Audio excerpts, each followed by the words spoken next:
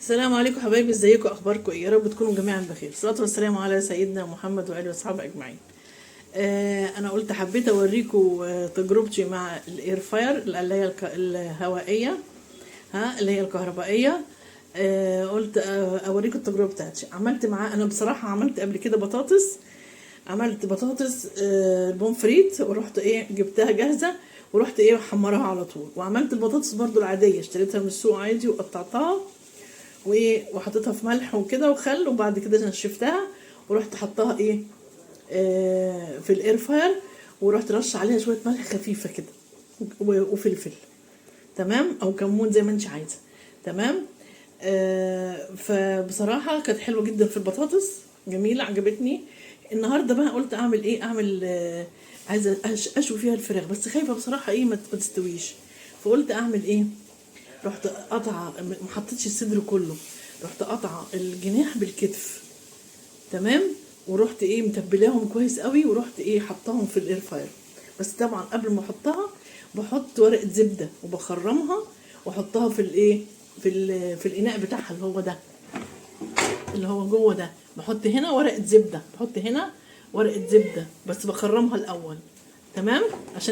عشان ما توسخليش ده، ومفيش حاجه تلزق في الوعاء بتاعها، تمام. بصراحه هي هم 17 دقيقه بالظبط. وبعدين طلعتها، قلت اشوفها استوت ولا ايه، لقيتها استوت. طبعا في النص رحت بتفصليها، او يعني بتشدي انت اول ما بتفتحي كده، اول ما بتفتحي الدرج هي بتفصل، بعدين لما بتحطي الدرج بتكمل لوحدها، تمام.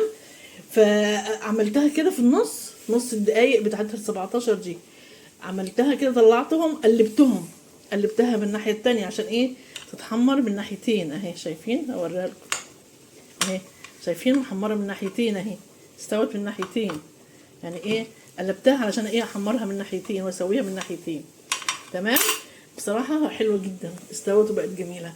انا خفت لا تكون ما بين المفصلات بتاعت الفراخ الاقي فيها مثلا ما استوتش، الاقي فيها دم، لا، لكن لقيتها بصراحه حلوه جدا واستوت. فقلت طب خلاص، انا اعتمدت الطريقه دي عشان بعد كده برضو اعمل حاجه تانية اصورها فيها، ماشي. بس انا ما صورتش البطاطس بصراحه، انا زعلت. ماشي، هبقى اعمل بطاطس تانية واصورها، ماشي. بصراحه هي حلوه وجميله جدا، بس انا جايبه بصراحه الكبيره بينتا، اللي هي 5.5 لتر، بينتا 5.5 لتر. حلوه جدا وسهله الاستعمال، وسهله قوي وجميله جدا بصراحه، تمام. فقلت اوريكم تجربتي معاها، ماشي. يلا، اللي يقدر يجيبها بقى يجيبها ويعمل فيها الفراخ بدون طبعا دهون، بدون اي حاجه خالص، والبطاطس بدون زيت، يا دوب فرشه واحده زيت كده بتمسحي بيها البطاطس بس، تمام. يلا، هبقى اصور لكم برضو حاجه تانية. السلام عليكم حبايبي، ازيكم؟ اخباركم ايه؟ يا رب تكونوا جميعا بخير. الصلاه والسلام على سيدنا محمد واله وصحبه اجمعين. احنا هنعمل مع بعض دلوقتي تتبيله، هنتبل بيها الفراخ البانيه، وهنتبل بيها كمان هنا في اهو برضه اجنحه، لان عجبتهم الاجنحه اللي انا كنت عاملاها جناح بالكتف، الجناح بالكتف بتاعه عجبتهم، اللي انا كنت عاملاها في الاير فاير، ماشي. هتبل ده وهتبل ده.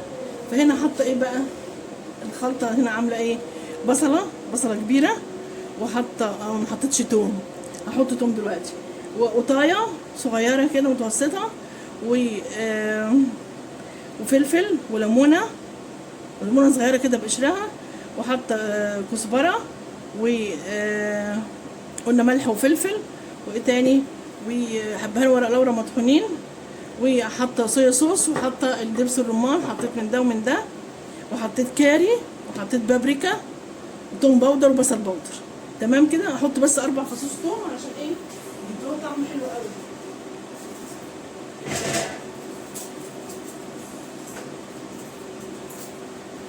التوم يا جماعه بيدي طعم حلو جدا للمشاوي لما تيجي تشويها، او لاي تتبيله. توم بيدي طعم حلو قوي بجد يعني، وهو كمان مفيد وانتوا عارفين. مكترش، هو 4 بالكتير قوي، 5 فصوص حسب الكميه اللي انت عاملاها، كميه الفراخ وكميه كده. انا عامله هنا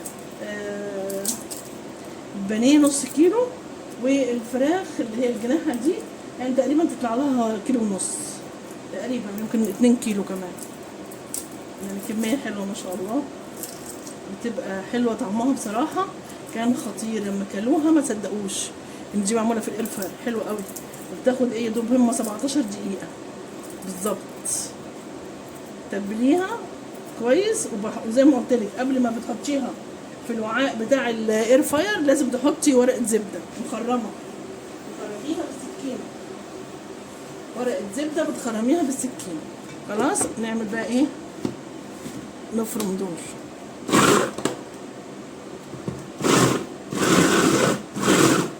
هو مش باين معلش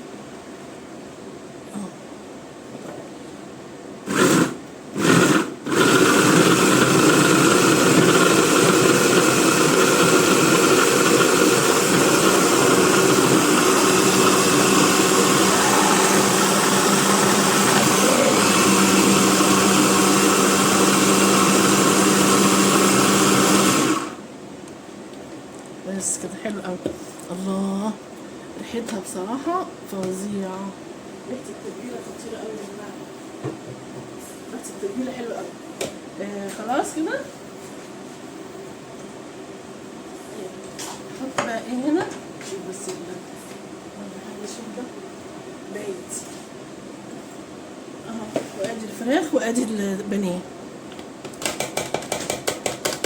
انا حطيت دبس رمان وصويا صوص، الاتنين بيخلوا طعم الفراخ حلو قوي. احط هنا شويه كده تبل بيهم، واحط هنا برضو على الفراخ شويه،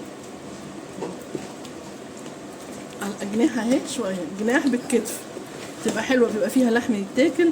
تشويها بتاخد 17 دقيقه بس، فايه ما بتبقاش ناشفه، بتبقى طريه وجميله جدا ومتحمره من بره.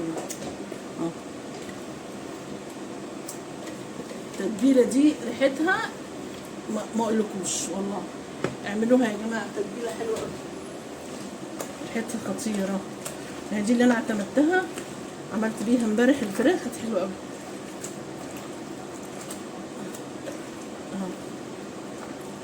تمام كده، ونسيبها طبعا، لازم تسيبيها شويه تشرب بقى التتبيله. تمام، عبال ما اعمل اي حاجه تانية تكون هي ايه شربت من التتبيله بتاعتي. خلاص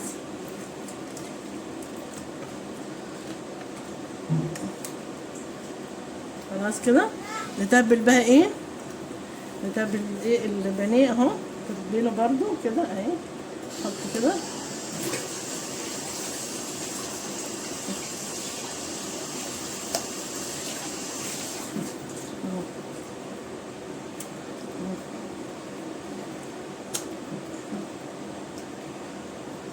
تمام كده.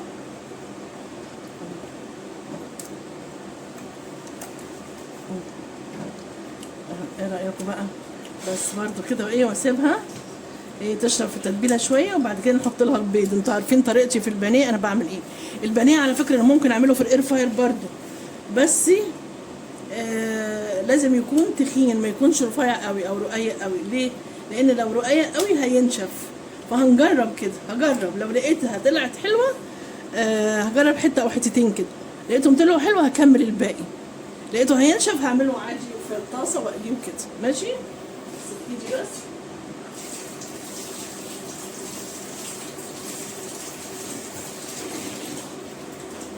انا ايه بجرب معاكم علشان ايه نشوف ايه اللي نقدر نعمله في الاير فاير وايه اللي ما نقدرش نعمله.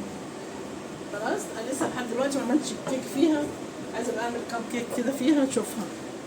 تمام، يلا ارجع لكم تاني.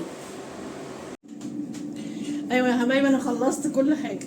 شوفوا بقى، ادي ده البانيه عملته في الاير فاير، شايفين عامل ازاي مستوي وجميل، شايفين طعمه خطير جدا جدا اهو. انا بوريكم تجربتي مع الاير فاير.